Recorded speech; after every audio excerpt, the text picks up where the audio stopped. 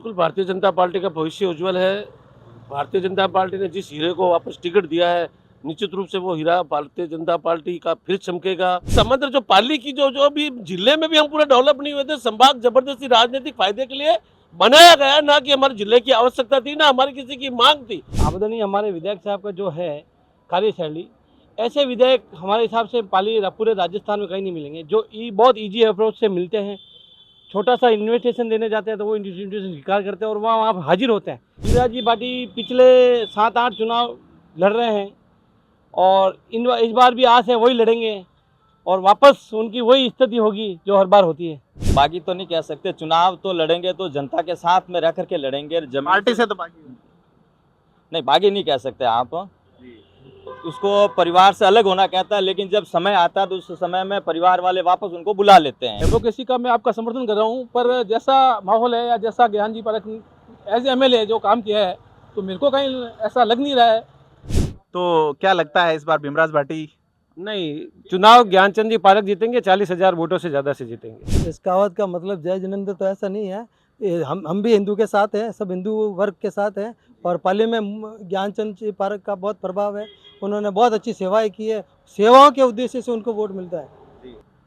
पाली में हैं हम इस वक्त और पाली फेमस है पंचायती और चटक रंगों के लिए, साथ ही फेमस है राजनीति में जो अलग तरह का माहौल यहाँ रहता है उसके लिए। पाली जो है वहाँ 8 चुनाव बीत चुके हैं। प्रदेश के अंदर कई सरकारें बदल गई, देश में कई सरकारें बदल गई, विधायक 5 बार से नहीं बदले हैं, 6ठी बार उन्हीं को टिकट दिया गया है, ज्ञानचंद पारख को। भारतीय जनता पार्टी के लोग हमारे साथ हैं, हम जानना चाहेंगे कि क्या सोचती है भाजपा। ये भाजपा का गढ़ माना जाता है। मोदी ने जब नारा दिया कि कांग्रेस मुक्त भारत, तो पाली पूरे राजस्थान में एकमात्र जिला था जहां 2013 से 15 के बीच में एक ऐसी लहर चली कि 15 में जिला स्तर के जनप्रतिनिधियों में सिर्फ एक जनप्रतिनिधि कांग्रेस के बचे। यहाँ बीजेपी का पूरा कड़ी से कड़ी जुड़ी तमाम तरह की बातें हुई, लेकिन डेवलपमेंट कहीं नजर नहीं आता। प्रदूषण का मुद्दा वहीं है, रोजगार स्थानीय लोगों के लिए बड़ी चुनौती है। इन तमाम चीज़ों पे आज बात करेंगे। बीजेपी के लोग ही हमारे साथ हैं। हमारे साथ बीजेपी के नेता मूल सिंह भाटी हैं। मूल सिंह भाटी जी उपसभापति रह चुके हैं पाली नगर परिषद के। क्या सोचते हैं आप इस चुनाव को लेकर, या और आपके जो ज्ञानचंद जी पारख हैं उनका 5वीं 6ठी बार टिकट हुआ है उसको लेकर क्या सोचते हैं? बिल्कुल भारतीय जनता पार्टी का भविष्य उज्जवल है। भारतीय जनता पार्टी ने जिस हीरे को वापस टिकट दिया है, निश्चित रूप से वो हीरा भारतीय जनता पार्टी का फिर चमकेगा। और पाली में जो जहाँ तक विकास की बात है, जो एक भी ऐसा क्षेत्र अछूता नहीं, चाहे शिक्षा का हो, चाहे न्याय विभाग का हो, विधि विद्यालय है, कन्या महाविद्यालय है, मैनचेस्टर। पाली को संभाग बनाया है कांग्रेस ने। पाली ने को भले ही कांग्रेस उसने संभाग बनाया, इससे हमारे पाली को इससे कोई लेना देना नहीं। उल्टी महंगाई बढ़ी है, अधिकारियों का खर्चा बढ़ा है, भ्रष्टाचार बढ़ा है। जहां नगर परिषद में और यूएटी के बीच का भी आप मामला ले लो, तो यहाँ पट्टा बन रहा है 15,000 में, वहां पट्टा बन रहा है 50,000 में। तो एक आम आदमी शोषित और वंचित, संभाग से कोई लेना देना नहीं, इससे कोई फायदा मिलने वाला नहीं। ये मान लेते हैं, ये बड़ी बड़ी घोषणा। पाली के लोगों को नगर परिषद बहुत पसंद आती है। आपका नाम मूल सिंह जी है, पहले मूलचंद दागा हुआ करते थे, उन्होंने यूआईटी खत्म करवाई थी। आप भी नहीं चाहते कि यूआईटी रहे पाली में? यूआईटी रहे बात नहीं, लेकिन समग्र जो पाली की जो जो अभी जिले में भी हम पूरा डेवलप नहीं हुए थे, संभाग जबरदस्ती राजनीतिक फायदे के लिए बनाया गया, ना कि हमारे जिले की आवश्यकता थी, ना हमारी किसी की मांग थी। पट्टों वाली बात चल रही थी, पट्टे का आप कह रहे हैं। नगर परिषद पट्टा दे ही क्यों जब यूआईटी का अधिकार क्षेत्र हो गया है यहाँ पे? तो नहीं, एक समय सीमा है 2014 के बाद में। पहले जो सारे अधिकार म्युनिसिपैलिटी के पास है, उसके बाद में टाउन प्लान से अप्रूव कराने का जो दायित्व है वो यूआईटी को दिया गया। उसके पहले के सारे राइट नगर परिषद के पास है। तो नगर परिषद और यूआईटी के रेटों में रात दिन का फर्क है। ज्ञानचंद पारख जो है वो 6ठी बार इस बार प्रत्याशी हैं, 5 बार कंटिन्यू जीते हैं एक ही सीट से। लगातार 5 बार वाले मुख्य चुनाव जो जीतने वाले उसमें एकमात्र नेता है। अशोक गहलोत 5 बार लगातार जीते हैं, लेकिन उपचुनाव जीते थे पहला। पुष्पेंद्र सिंह 5 चुनाव जीते हैं, पहला उपचुनाव। लेकिन ज्ञानचंद पारख मुख्य चुनाव जीत के आए हैं। जनता में स्वीकार्यता है, कोई दो राय नहीं। लेकिन आप जैसे नेताओं को कभी मौका मिलेगा पाली से विधायकी का? जिस तरह के ज्ञान जी की कार्यशैली है और कार्य करने का तरीका है, निश्चित रूप से पाली में कयास लगा जा रहे थे कि अशोक जी गहलोत स्वयं यहाँ चुनाव लड़ सकते हैं। लेकिन अशोक जी को खुद को पता है, जब भी अशोक जी यहाँ आते हैं ना, वो विधायक जी की तारीफ करके जाते हैं। जो सकारात्मक सोच को लेकर विधानसभा में जो क्वेश्चन किए जाते हैं, जो बात रखी जाती है, वो जो हमारे हम कह सकते हैं पूर्व मंत्री जी, भले आज कार्यवाहक मुख्यमंत्री है वो, लेकिन आने उनको पता है मैं वापस नहीं बनूंगा। वो भी इस हमारे जो विधायक जी की है, कई त्रुटि नहीं निकाल सकते। अच्छा, मुख्यमंत्री चेहरा कौन होगा? जैसे मैंने पहले उनकी तारीफ में कसीदा कर दिया कि कंटिन्यू 5 बार विधायक हैं, क्या सीएम की रेस में है ज्ञानचंद पारख? भारतीय जनता पार्टी का ये सच्चा सेवक है, जो पार्टी निर्णय करेगी वो उसको मानेगा, उसका लक्ष्य वो तो उनका डायलॉग है, आप क्या चाहते हैं? नहीं, हम तो चाहते हैं ये हमारे जो हीरा है वापस विधानसभा में चमके, अगला निर्णय भारतीय जनता पार्टी के आला कमान करे। जी, आप नहीं चाहते पाली से कोई मुख्यमंत्री हो? हम क्यों नहीं चाहते वो, लेकिन ये हमारे बस में नहीं। हमारा कार्यकर्ताओं का काम है पार्टी के केवल आदेश की पालना करनी, और जो उम्मीदवार हमें वापस मिला है उसको ये हिंदुस्तान में भी पहला चेहरा होगा और राजस्थान में तो पहला है ही कि हर बार वोटों का अंतर बढ़ा है और बढ़ के जीता है। पहले जैसे 3,500 से जीते, फिर 4,500 से जीते, 6 से जीते, 13 से जीते और 19,000 वोटों जीते। ये आपसी कांग्रेस में कई सारे तो नहीं, केवल चंद कारण है वहाँ पे कि हार जाती है कांग्रेस, और आपसी फूट है वहाँ पे, इसमें कोई दौरान संगठनात्मक, लेकिन क्या मुद्दों पे जीत रहे हैं या उस संगठन की खामी के कारण जीत रहे हैं? ज्ञानचंद पारख खुद के कार्यशैली के कारण और जनता के कार्य के जो बीच में रहते हैं जितनी सरलता से। लोग कहते हैं केवल ज्ञानचंद जीतते हैं, तो उस केवल चंद गुलेछा और ज्ञानचंद पारख की मिनी भगत। केवल जी बकायदा कांग्रेस के टिकट से खुद खड़े हुए थे ज्ञान जी के सामने, जमानत भी नहीं बची थी, इसलिए ऐसा हम नहीं मानते। लेकिन ज्ञान जी की जो कार्यशैली, जो कोरोना काल में जो उन्होंने काम किया, जहां सरकार नहीं पहुंच सकती वो ज्ञानचंद पारख, जो परिजन नहीं पहुंच सकते थे, उन्होंने जो एक बॉडी को निस्तारण कराना, जो प्रवासी बाहर है उनको पाली लाना, पाली ला के बस से घर भेजना और घर भेज के इसके भोजन तक की व्यवस्था कराना, ये सारे जो कार्य उन्होंने व्यक्तिगत किए ना, उसके कारण ही है कि ज्ञानचंद पारख बराबर जीतते आ रहे हैं। ज्ञानचंद पारख की तारीफ हम सुन चुके, हमारे साथ हैं, आपका क्या नाम है सर? नरेश मेहता। नरेश जी, क्या मानते हैं आप पाली में डेवलपमेंट या पॉलिटिक्स की स्थिति को लेके? पाली में डेवलपमेंट तो काफ़ी इम्प्रूवमेंट हो रहा है और होगा, और आवेदन ही हमारे विधायक साहब का जो है कार्यशैली, ऐसे विधायक हमारे हिसाब से पाली पूरे राजस्थान में कहीं नहीं मिलेंगे, जो बहुत ईजी अप्रोच से मिलते हैं। छोटा सा इन्विटेशन देने जाते हैं तो वो इन्विटेशन स्वीकार करते हैं और वहाँ हाजिर होते हैं। ऐसा व्यक्ति कहीं पाली राजस्थान में कहीं नहीं मिलेगा, जो इजी अवेलेबल मिलता है। हर गरीब उनकी आस उनको लेके आता है, उनके घर पे जो मिलता ही मिलता है, चाहे दवाई से हो, चाहे कोई मेडिकल संबंधी हो, चाहे कोई खून संबंधी हो, चाहे कोई भी संबंधी हो, कोई ट्रांसफर संबंधी हो, कोई परेशान हो किसी तरह से, वो उनको इजी से अवेलेबल मिलता है और इजी से उनको जवाब मिलता है और इजी से उनका काम होता है। ऐसा एमएलए राजस्थान में कहीं नहीं मिलेगा। भीमराज भाटी को लेके क्या सोचते हैं आप? भीमराज जी भाटी पिछले 7-8 चुनाव लड़ रहे हैं और इस बार भी आस है वही लड़ेंगे और वापस उनकी वही स्थिति होगी जो हर बार होती है। भीमराज भाटी को आप मान लीजिए विधायक के तौर पे नहीं देखना चाहते, क्यों नहीं देखना चाहते? नहीं, विधायक के तौर पे देखना क्यों नहीं चाहते? अगर वो जनता के बीच में 5 साल रहे, एक बार 5 साल रह जाए, वो पिछले 10-5-7 चुनाव लड़ रहे हैं, हर बार चुनाव के अंदर ही वो आते हैं, फिर 5 ऐसे तो कोई 50,000 वोट नहीं देता, पर उनकी वो कार्यशैली है ना सर। 50,000 वोट तो कैसे मिलते हैं? जब मैं ज्ञानचंद के कोई खिलाफ हूँ, मैं कांग्रेस के खिलाफ हूँ, तो मैं किसको दूंगा वोट? वो तीसरे पार्टी को दूंगा ना, जो वो 50,000 वोट आते हैं। आप भंवरनाथ जी योगी हमारे बीच हैं, भंवरनाथ जी ने टिकट मांग रहे थे आप बीजेपी से, क्या रहा आपका, कैसे आप चूक गए? एक युवा विधायक और मिलता उसी तरह जैसे 98 में ज्ञानचंद पारख मिले। हमारे भारत देश में लोकतांत्रिक व्यवस्था है और मांगने का सबको अधिकार है। टिकट के लिए मैंने संगठन की तरफ से और पूरी मेहनत की है। हर गांव जाकर के, जो हमारे यहाँ पाली विधानसभा में 2,14,401 वोटर है, तो लगभग मैंने 1.5 लाख वोटर को टच किया है। उनकी व्यक्तिगत हो या निजी हो, सार्वजनिक हो, सारी समस्याओं का समाधान करने का प्रयास भी किया है। लेकिन अब जो संगठन का निर्णय था वही निर्णय अंतिम था। पब्लिक का निर्णय कब होगा? डेमोक्रेसी की बात कर रहे हैं आप, संगठन एक माध्यम होता है। 1.5 लाख लोगों को अगर आपने टच किया है तो क्यों नहीं आप कुछ अलग अंदाज अपनाते या कोई अलग रंग ले लेते? 5 दिन बाद हमारे जन भावनाओं को लेकर के एक मीटिंग रखी गई है और उसमें वो सब ये तय करेंगे कि पाली में परिवर्तन होना चाहिए या नहीं होना चाहिए, कि पाली में जो काम हुआ है और कौन सा काम और होना है, और जनता का अगर समर्थन मिलता है तो चुनाव लड़ने का अधिकार तो सबका ही है। अगर मान लो चुनाव लड़ते और विजय होते तो वापस संगठन के साथ में है। तो कोई पार्टी से टिकट लाने का सोचेंगे आप? कई लोग हाथी पे बैठने का सोच रहे हैं, कई तीर कमान लाने की सोच रहे हैं। अगर मान ले लड़े तो फिर आप अलग बागी ही होंगे, मतलब निर्दलीय? चुनाव बागी तो नहीं कह सकते, चुनाव तो लड़ेंगे तो जनता के साथ में रह करके लड़ेंगे। पार्टी से तो बागी नहीं बागी नहीं कह सकते आप, उसको परिवार से अलग होना कहता है, लेकिन जब समय आता है तो उस समय में परिवार वाले वापस उनको बुला लेते हैं और वापस परिवार के साथ में जुड़ परिवार जाते वाले हैं। अगर आपको पहले बुला लें कि आप आ जाइए, मनोहर कर ले आपकी, फिलहाल तो अभी तक परिवार वालों को जरूरत पड़ी नहीं है मेरी, और न किसी ने कोशिश की है। उसका भी मैं थोड़ा सा इंतजार करूंगा, सप्ताह भर तक 5 दिन तक वेट करेंगे। अगर मान लो उनको अगर ज़रूरत नहीं है पार्टी के ऐसे कर्मठ कार्यकर्ता की जिन्होंने कम समय में जन भावनाओं को साथ में लेकर के दिल्ली तक अपनी आवाज़ पहुंचाई है, तो पार्टी को ऐसे कर्मठ कार्यकर्ताओं को आदर करना चाहिए, उनकी भावनाओं को समझना चाहिए, किन्हीं को नकारना नहीं चाहिए। क्या लगता है इस बार टिकट जो है वो कह रही थी पार्टी यूथ को देंगे, नए चेहरे आएंगे, दिखा नहीं, वही रिपीट हैं। इसका भाई साहब एक रीज़न ये है कि टिकट का जो वितरण हुआ है वो पाली की जन भावनाओं को लेकर के नहीं हुआ है। अगर आप ये जो पूछ रहे हैं, अगर मान लो एक एक जन जन से पूछते तो उनकी आवाज़ से ये पता चलता है कि वास्तव में पाली की जनता क्या चाहती है, और जनता का निर्णय अंतिम होता है। जनता भगवान है, जनता देवता है, जिसको वो वोट देती है वही विजय होता है, तय होता है। आपका क्या नाम है सर? मेरा नाम परेश बाफना है। बाफना जी बताएं क्या रहेगा पाली में इस बार, कौन बनेगा विधायक?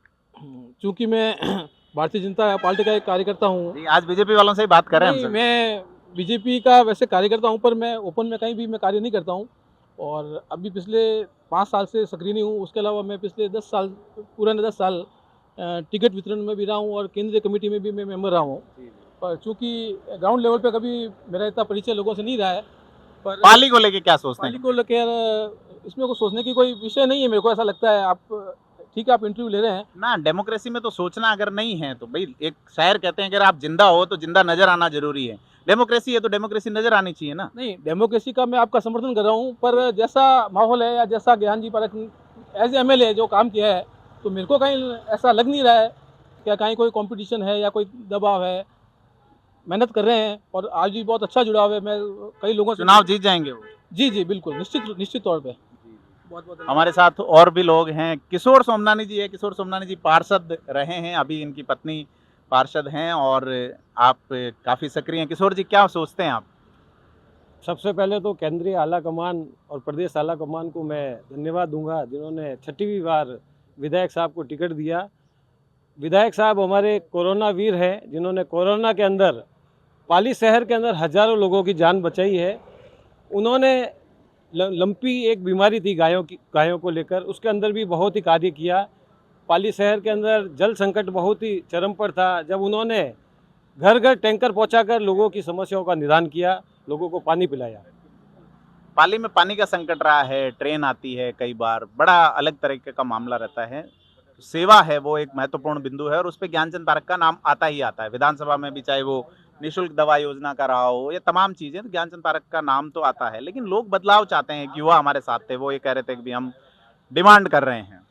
अलग अलग विचारधाराएं हैं, लेकिन पाली के लोग ज्ञानचंद जी पारख के साथ हैं और ज्ञानचंद जी पारख इस बार 40,000 से ज़्यादा मतों से चुनाव जीतेंगे। भीमराज भाटी जी भी बड़ा चेहरा हैं और युवावस्था से कोशिश कर रहे हैं, कहाँ पिछड़ जाते हैं? वो जनता के बीच सक्रिय नहीं है, इसके कारण उन्हें, क्या कारण है? वो लोगों के बीच नहीं आते, इसके कारण वो हमेशा विनिंग लाइन से पहले ही रह जाते हैं। तो बड़ा वोट लेते हैं, ऐसा कैसे हो सकता है? जनता में नहीं आए और वोट ले गए। वो वोट कुछ विधायक के एंटी इनकम्बेंसी के भी वोट आते हैं। 50,000 वोट? हाँ बिल्कुल है, शहर के अंदर है। तो क्या लगता है इस बार भीमराज भाटी? नहीं, चुनाव ज्ञानचंद जी पारख जीतेंगे, 40,000 वोटों से ज्यादा से जीतेंगे। टक्कर इन दोनों में ही होगी? बिल्कुल, निश्चित ही इन दोनों के बीच ही टक्कर है। अन्य कोई उम्मीदवार आता है तो विधायक साहब 60,000 वोटों से जीतेंगे। जीतने के बाद विधायक ज्ञानचंद पारख को कहाँ देखना चाहेंगे? हम चाहते हैं कि वो केंद्रीय मंत्रिमंडल में आवे। प्रदेश में सरकार बन जाएगी बीजेपी की? बिल्कुल, निश्चित रूप से 115 सीटें आएगी। कांग्रेस ने इतना काम किया है, पाली को संभाग बनाया है, कई जिले बनाए हैं, सामाजिक सुरक्षा योजनाएं, काम तो हुआ है, इसे नकारा तो नहीं जाना चाहिए। नहीं, ये थोथी घोषणाएं हैं। बिजली के बिलों के अंदर उन्होंने 100 यूनिट माफ करने की बात कही, लेकिन जब बिल आए तो उसके अंदर लोगों के ऊपर गाज गिर गई। मैं तो इन घोषणाओं को थोथी घोषणा ही मानूंगा। चलो, और भी लोग हैं पाली बीजेपी भगवा रंग में। जी बताएं नाम आपका। अरविंद सिंह राजपुरोहित। जी बताओ अरविंद जी, क्या लगता है आपको, क्या भगवा रंग इस बार छाएगा या कुछ और डेवलपमेंट कारण रहेगा जीत का? बिल्कुल ही, पाली तो शुरू से भाजपा गढ़ रहा है काफ़ी सालों से, और इस बार निश्चित ही भगवा ही लहराएगा। हमारे तो यहाँ कण कण में भगवा का राज है, और उसका कारण यही है कि जो हमारे स्थानीय यहाँ विधायक जी है वो जनता की उम्मीदों पे खरा उतरे हैं। ऐसा कभी कोई समय नहीं आया कि कोई उनके पास कोई कार्य लेके गया। नई लीडरशिप कब डेवलप होगी पाली में? बिल्कुल नई लीडरशिप अपने उनके नेतृत्व में काम कर ही रही है सारी। जो भी युवा कार्यकर्ता है रोज जुड़ रहे हैं, रोज सैकड़ों की तादाद में उनके पास कार्यकर्ता आते हैं। कल जब उनके टिकट के नाम की घोषणा हुई तो चंद मिनटों के अंदर वहाँ सैकड़ों कार्यकर्ता पहुँच गए, उनको बधाइयाँ दी, उनको शुभकामनाएं दी, वहाँ पटाखे फोड़े गए और जश्न मनाया गया। और बताओ सर। सर रुपेश बिस्सा। हाँ जी बस्सा जी, बताओ क्या लगता है आपको? आप एडवोकेट हैं, कानून व्यवस्था के नाते कैसे देखते हैं प्रदेश को? पिछले 5 सालों में कानून व्यवस्था तो पूरी चरमरा गई है। हम कितना भी देखें, एक सीएम है, पाली के बहुत नज़दीक के हैं। पाली जोधपुर की दूरी ज़्यादा नहीं है, 75 किलोमीटर की दूरी है, लेकिन जो अपराध का ग्राफ बढ़ा है और उसके बाद में पुलिस प्रशासन की जो सक्रियता रही है उसको हम देख सकते हैं। सक्रिय रहा है पुलिस में? यदि आप इसको सक्रियता मानते हैं तो मैं तो सोचता हूँ कि ऐसी सरकार वापस कभी नहीं है। तो आप बीजेपी से इन्फ्लुएंटेड हैं या कार्यकर्ता हैं बीजेपी के? आप सर मानसिकता तो हमेशा से बीजेपी की रही है। जी, मानसिकता है विचारधारा? मानसिकता और विचारधारा, जब मानसिकता बन जाएगी तो विचारधारा अपने आप आ जाएगी। क्या लगता है आपको इस बार कौन सीएम बनेगा? सीएम तो बात की बात है, हमारे यहाँ एमएलए तो ज्ञानचंद जी पारक है। सर बताएं आपका नाम। आनंद सोलंकी। आनंद जी बताओ, क्या लगता है पाली में ज्ञानचंद पारख या भीमराज बाटी? ज्ञानचंद जी पारक।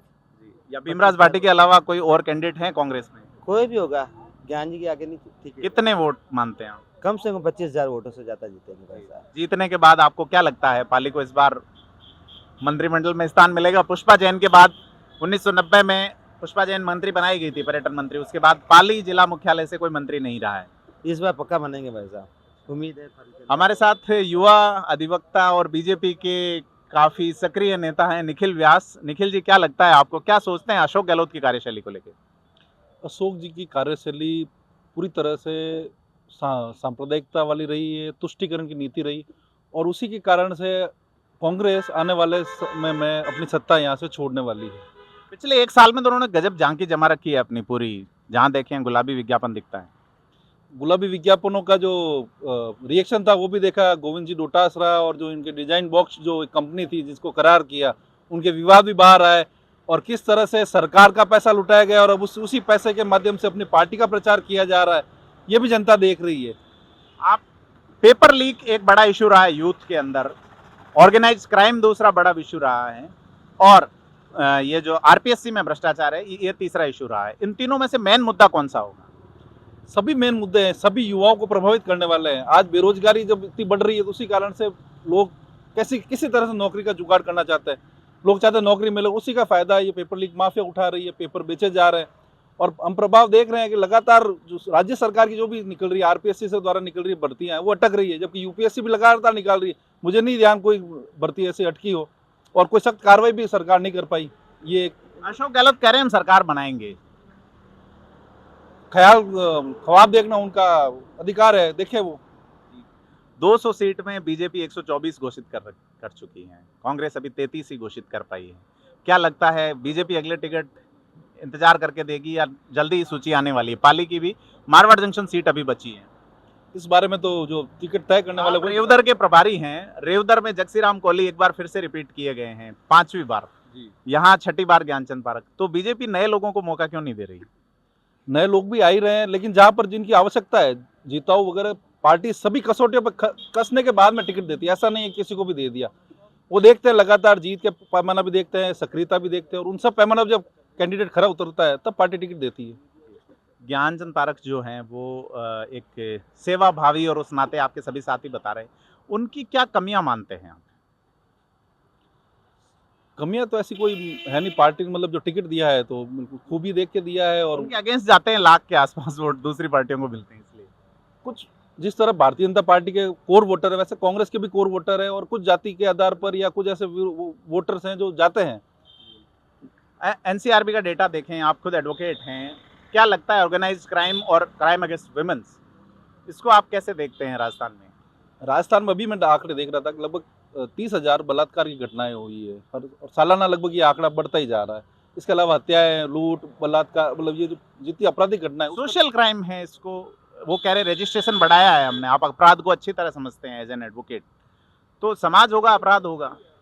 मैं ऑर्गेनाइज्ड क्राइम पे बात कर रहा हूँ कि जो संगठित अपराध है। संगठित अपराध भी इसीलिए बढ़ रहे हैं क्योंकि कानून व्यवस्था का भय लोगों में नहीं रहा। आज पुलिस कहीं ना कहीं घालमेल करके या मिक्सअप करके अपराधियों से साठ करके और उस पर एफआईआर लगा रही है, और उसी कारण से आज अपराध का आंकड़ा बढ़ रहा है क्योंकि उन्हें पता है कि भाई हम छूट जाएंगे।